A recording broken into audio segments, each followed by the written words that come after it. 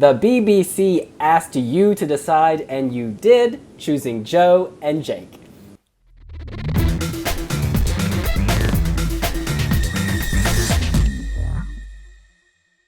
You guys, this was a nail biter. I had no idea who was going to win, and when she announced the winner, I was pleasantly surprised. Pouring in Ireland. What about you?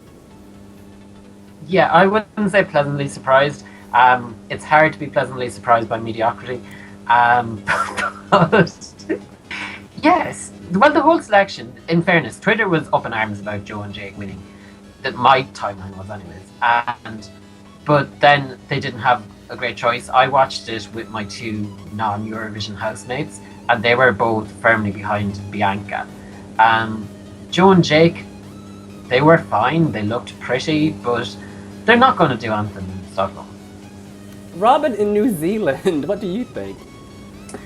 Well, I had an unusual journey. My favourite coming into it was Matthew James, and I kind of thought, I know the song's really old-fashioned, and that's kind of why I liked it, but I was thinking that he might just deliver this really amazing performance, but he didn't. The live version, the studio version is better. His live version was a bit too over the top. So that was sort of wiped off my slate. My surprise was Bianca. I didn't like her in the studio version, but suddenly it just came together really nicely. And I thought I'd be very happy if she won. Joe and Jake, they're nice. Their song's nice. It's not going to be a big sort of Eurovision top finisher, but I don't know. I think they'll do better than Children of the Universe at least. I love how the two of you were asked about Joe and Jake, and yet you switch it to other people. This says a lot. I personally am really happy with this. If you look at the Wee Wee Jury rankings, I gave this the highest score because y'all were not feeling it. To me, it's very British, it's very Britpop, so it feels very organic.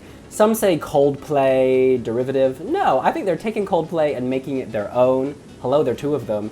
It's just they're endearing, they're cute, you want to pinch their cheeks. They have that stage experience from The Voice, and I think it really came through. The stage tonight was cheap for everybody. I mean, they all had to sing in front of an electro heart. But I think Joe and Jake, for some reason, their staging looked better. It filled the stage more. Maybe this type of song doesn't require elaborate staging. You just want some atmospheric lighting, and it worked very well for them. And I think vocally they were on point. Compared to the other acts, I think they had some of the stronger vocals. No. Yes! Jake could sing. Jake sang brilliantly. But in my household, everybody was firmly of the opinion that Joe couldn't sing.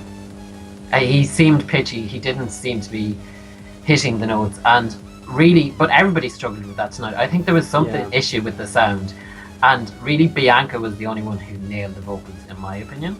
But you were saying, like, they're making Coldplay their own. Yes, they are. They're making it boring and diluted and bland. That's not an achievement.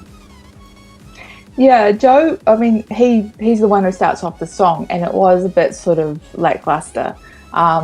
Maybe that's something that could be improved with rehearsals and, more confidence. But I think once the song gets going, then it picks up a bit more energy. But I think with Eurovision, it needs to make an impact right from the start. And that's one of the things that cursed Gemini with their Nil Poit, that it was awful from the start, even though it was actually kind of good as the song progressed. So, they need to have that wow moment right from the first second. Y'all, I cannot believe we're even discussing Gemini in the same breath as Joe and Jake.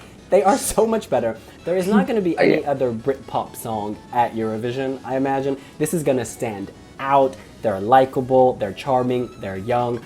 I'm feeling positive. Is this a win or no? This is not going to win.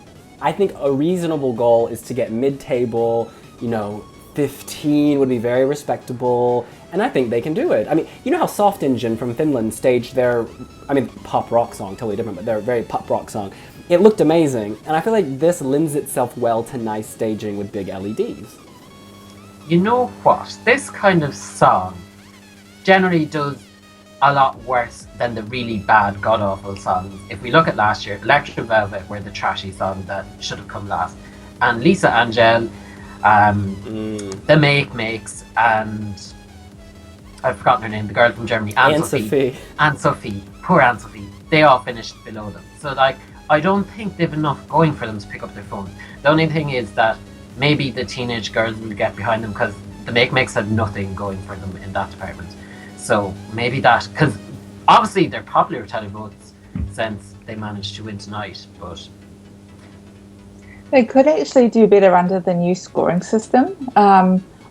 Because I think last year, if the new scoring system had been used, the UK would have come last and Germany and Austria would have got points. So it might actually work to the UK's advantage this year. I think for me, the best outcome would be if they got came on play somewhere on the left-hand side of the scoreboard and the BBC went, okay, that worked quite well, we'll have another national final again next year. That's sort of outcome I'd like to see. Absolutely. Ahead of this, when we were previewing, we talked about a good outcome. And essentially the outcome is not to be ashamed, and I am not ashamed of this. This is leaps and bounds, ahead of Electro Velvet. I prefer this to Bonnie Tyler and Engelbert Humperdinck. I think I even prefer this to Blue, if I'm totally honest. It sounds more contemporary than any of those songs did. Porrig.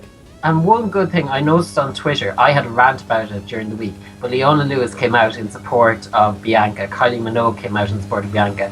The fact that these big, credible singers are coming out and supporting Eurovision acts, I think it's only a positive sign, because we didn't get any of that for the last few years. So that's a step in the right direction. Wait a minute, Lady Gaga didn't support Electro Velvet? Oh my god. Sorry. Yeah, no, her Grammy tribute is coming next year.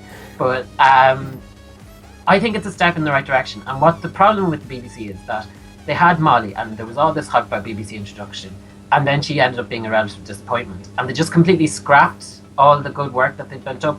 If they don't get the proper results this year, they need to keep working at it. And I think that it's important that they don't abandon it and panic next year then if Joe and Jake do bad this year.